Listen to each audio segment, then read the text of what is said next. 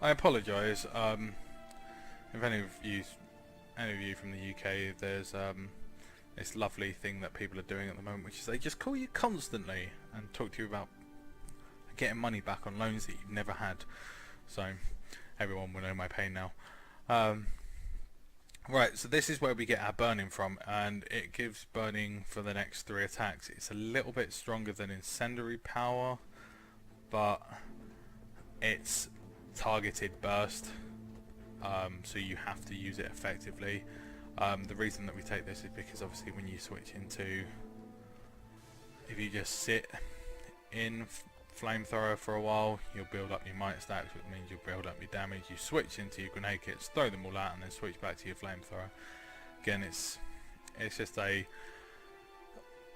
boost to your damage, but then again you have to be very on the ball of when you switch. Your timings have to be good. You have to be able to use it effectively. So your choice. If you want to be lazy, just do what I do, which is take incendiary power, take coated pistols, and then you only have to worry about one kit, and we take Elixir U. The whole point of this build is what you do is you tend to sit on the wall and just throw grenades. You just rain grenades, or if you're playing with your team, you throw grenades in and keep the range pressure on while avoiding yourself. If you notice, we still have 21,000 health. Now that's reasonably high, plus 2,500 armor. It's not gonna, it's not gonna stop all the attacks, but it means that when you do get hit, you've got more chance to survive. We have very little condition damage at the moment, but again, when I start popping master tuning crystals, it goes up. When we take koi cakes, which I seem to have forgotten to bring with me for some reason, take koi cakes, it brings it up. We also have a 50% crit chance, so all of our crits will be proccing. We'll be building up our power. Once our power's up, our condition damage will go up, and we will be doing a lot of pressure on the enemy. It's not going to break the bank, but you can definitely see the pressure that you can put on to people with just this, and this is the pure damage side of things. So all you do, just get your kits and you just rain conditions down on the enemy and watch your might stacks go up, watch your pressure go up, and just keep the pressure on them the whole time. You will be putting a lot of pressure on. You can also get burning condition damage from your pistols, glue for immobilize. It's why sitting duck works, because we have glue bomb and glue shot. It will give an extra 5 stacks of mobility and cripple for much longer than you'd expect. Sitting duck turns, you can put permanent cripple on really if you can keep immobilizing people, and you're not going to, but you can do it. It's a good way of keeping the pressure up. So that is the full defensive spec. You just use grenades and bombs as much as you can, and you put pressure on their rams or their catapults or whatever. You've got the range to do it, you've got the pressure to do it, you've got the AoE. The only thing you need to look out for is the very obvious retail issues. Retail is a bane of damage engineer, but all you have to do is just back up, heal up a little bit, and keep yourself alive. Elixir U means you can put burst pressure out. Just again, be careful, because if they've got retaliation up, you're going to be in trouble. And you can use Toss Elixir U to create a barrier to stop things coming up to you on the wall, but you can push down onto them. So again, it's very useful. Last 12 seconds, so you got a good 12 seconds of getting that pressure out. So the next builds we are going to be going through are specifically the more flamethrower based one, and what a lot of people like to use in the PvP one is they drop out of this tree here, and they go into alchemy for backpack regenerator normally, and probably blood injection to give themselves the extra little bit of As you can see, my condition damage hasn't dropped a lot, but my health's gone up substantially, and while I'm in the kit I'll be regenerating health. Again, it works quite well, but it is how you want to play the engineer. I mean, I don't think there's a really bad build, but you can do other things. So we'll go for the flamethrower one. The flamethrower one is my favourite. You want to go 6 into firearms because you want modified ammunition. You follow that up with Juggernaut, and then you want Forge Fire Trigger. You'll want to run Flamethrower.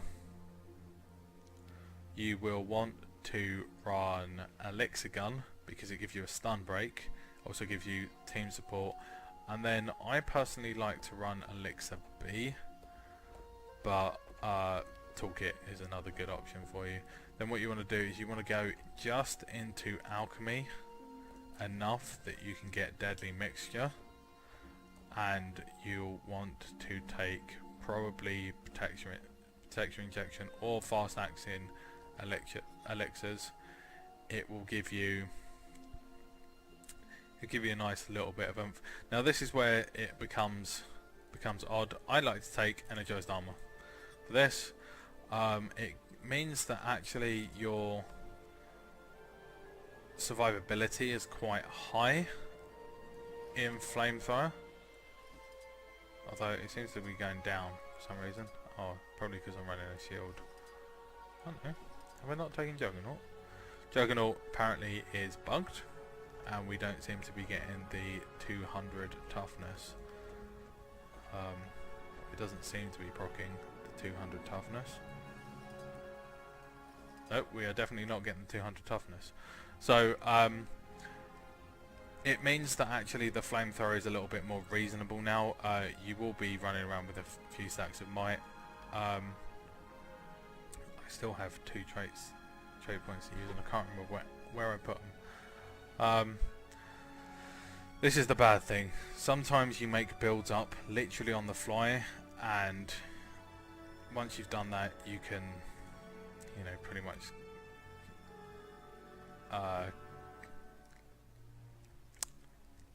kiss your build goodbye almost.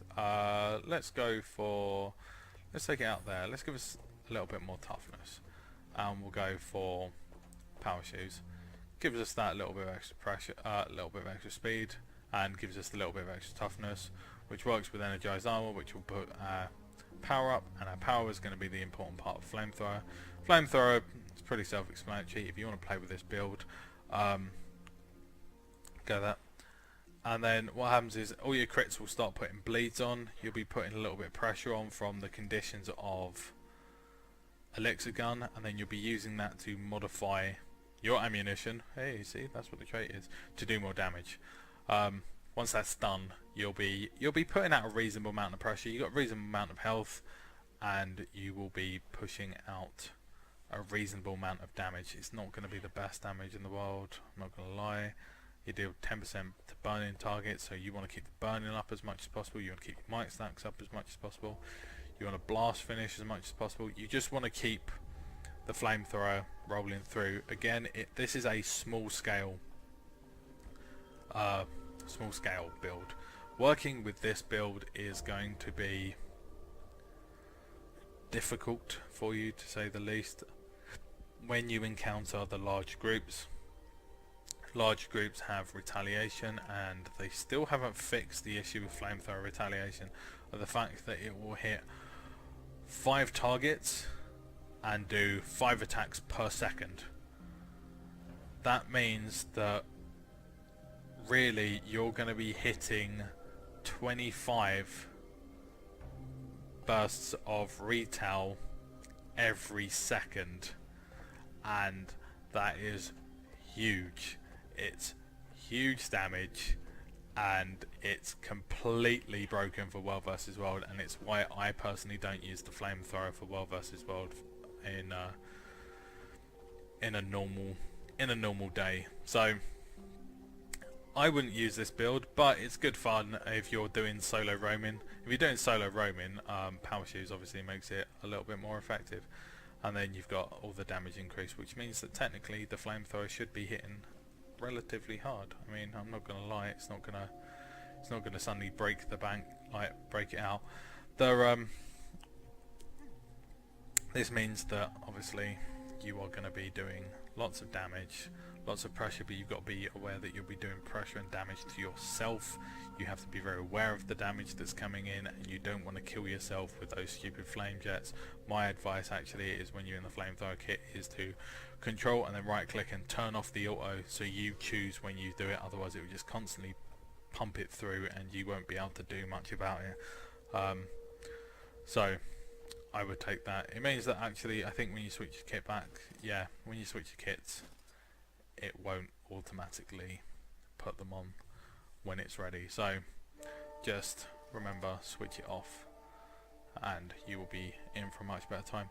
The next build that I'm going to show you is a bit of a quirky build. It's the static discharge build. It works for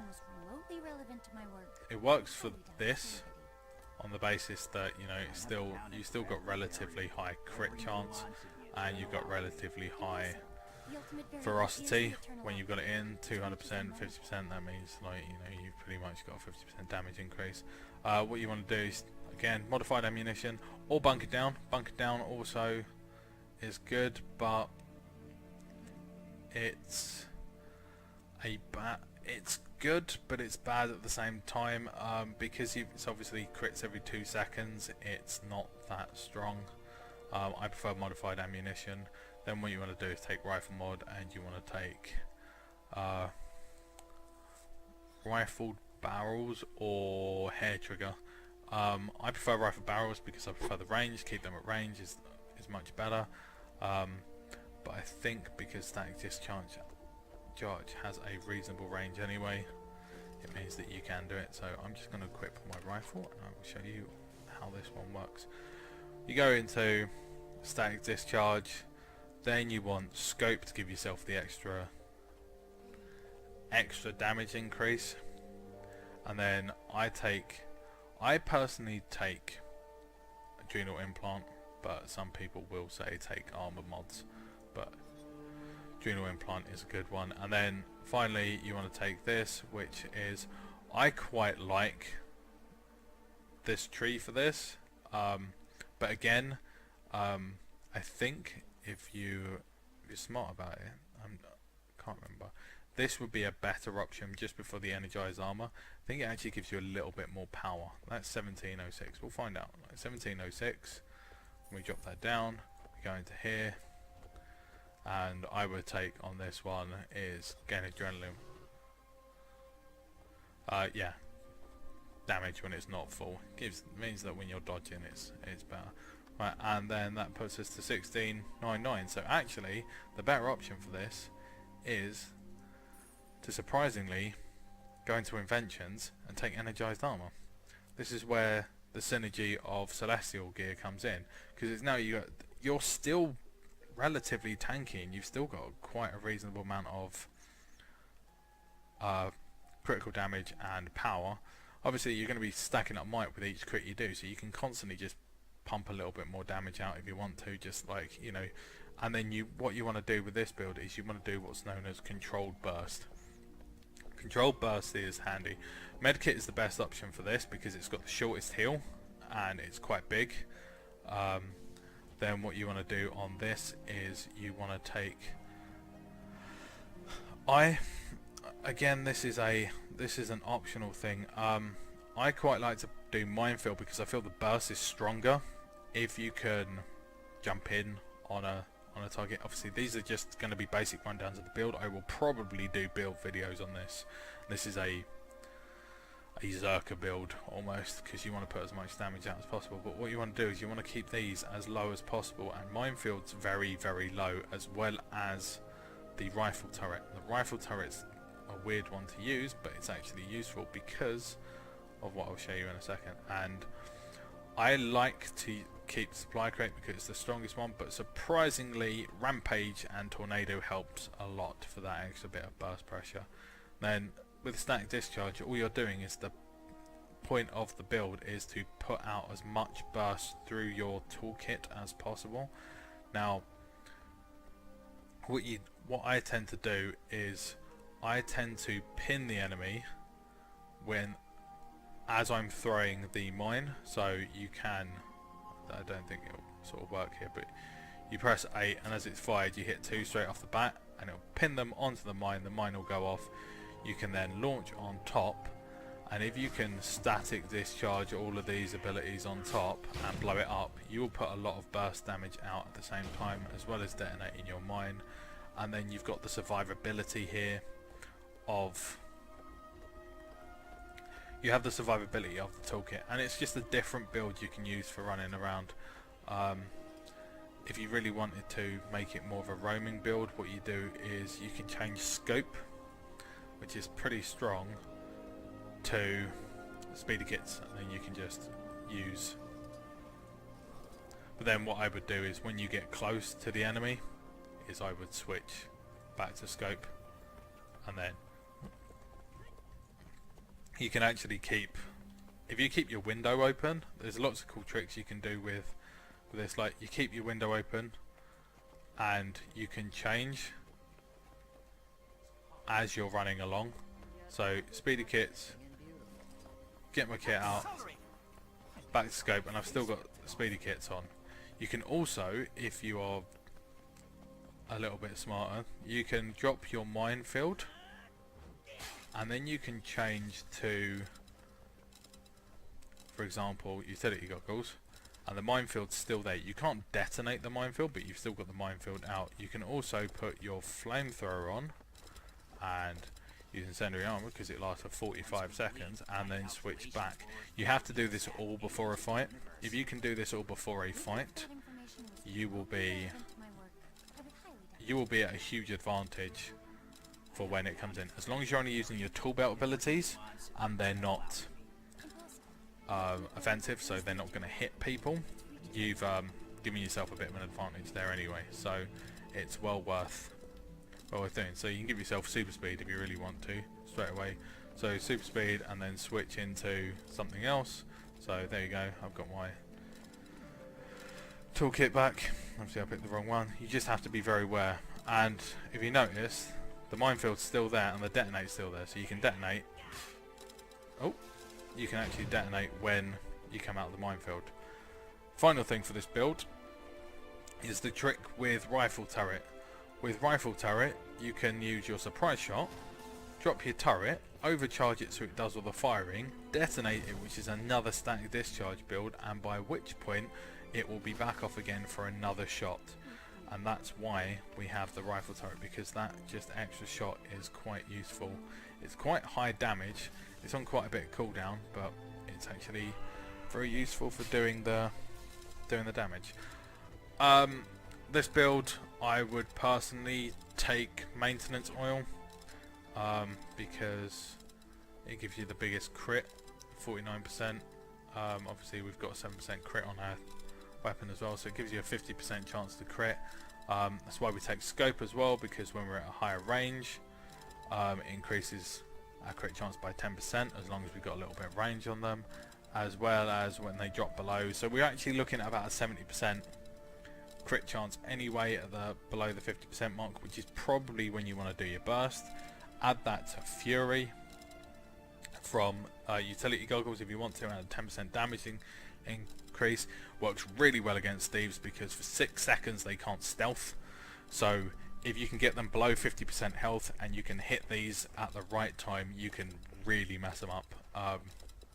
You just have to be aware that, you know, for 6 seconds they can't stealth, but you can hit them pretty hard, and that's what you want to do. You want to get them to about probably the 60% health mark, and then drop that, and then hit them with all the burst, and then watch them go down.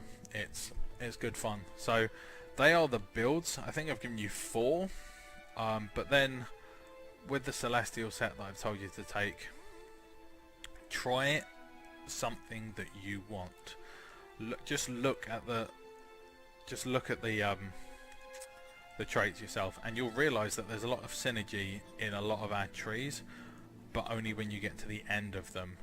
and when you got to the end of them, that's when you suddenly start realizing that Engineer is very, very strong for world versus world, and it can do a lot of things by just changing some traits, and that's where we want to be in terms of world versus world. We want, really, you don't want the enemy team to be able to take an advantage of you. You don't want to be able to take advantage of you as much as you don't want them to take advantage of. I've completely forgotten what I was saying. Yeah, you want to be able to completely change the battle so they can't take advantage of your weakness. If they've suddenly realised that you're a little bit squishy because you've gone defensive, they're going to probably push that pressure onto you. So then what you do is, if you can get out of combat out of a tower and then suddenly come out as a more tanky build, they won't know who to target. If you've got a couple of engineers doing that, the pressure change is going to be phenomenal, because while they're targeting one person who they go, oh well, that's clearly the one that's putting out all the pressure, and you suddenly come out as a tanky build and they're trying to hit you and you're in the melee train and they're going, what's happened, why is this guy suddenly so tanky? And then your friend, who was also an engineer with you, is now doing the damage. They'll have to switch it up, and then you go back into the tower and you come out again as a completely different setup. Or you can both jump down as a static discharge rifle engineer and blow up the commander, or go back in and specifically target on the back line, or you give your team the advantage. And that's why engineer works on small scale, not so much large scale, because in large scale Zergs, your turrets are going to die a lot very quickly. But that being said, they die quickly, but they don't die stupidly fast, and there is a final way to make it so that isn't so much of an issue, and that is to change from a turret build to an elixir build. Now, you want to keep your healing turret, and what you want to do is you want to pick up HGH at the end, get rid of flame turret, take elixir B and elixir R. Now, elixir R is really useful for team fights. You can drop it down and you can go, you give yourself stability, you give your team stability. It's a bit bugged at the moment. It's not a huge length of stability either, but stability at the end of the day. And then what happens if you give yourself quite a bit of might, which gives you that extra pressure as you're going through, and you can keep yourself in the fight while being able to put the pressure in. And when people start going down, you drop yourself the res field, and the res field will start ticking people up, and it means you can res people in it. But then obviously you are losing out on a lot of the turret defense stuff, and that's when force field explosives will come in, and that's what you want to do. You want to work with synergy in this. So I've gone over a lot of stuff. This is a very long video. It's probably going to be split up into multiple parts, with the summary right at the end, so it'll probably be a playlist rather than a video. Thank you for watching. I hope you got the information that you wanted from this video. I will be doing more in-depth guides on the various builds, and if you want a specific build or want to know how to play it and what the best options for it, armor gear, whatever, feel free to leave a comment and I will try and reply to it. I'll either reply with another video for you, or I could probably give you a link to the skills that you specifically want to use. Any questions or whatever, feel free to leave them in the comment section. And I'm going to do the standard thing of, if you like it, please give it a thumbs up, because it does help. Any questions, comments, and if you like my channel, subscribe. Thanks. And thanks for watching the video, and hopefully we'll have some more engineering discussions later on. And I will try and branch out into new classes. I'm currently enjoying my Berserker Elementalist in World vs World. Yeah, I know that's a dangerous combination. Berserker Elementalist and Celestial Engineer. So I will be doing a video on that relatively soon. So take care, and I'll see you next time.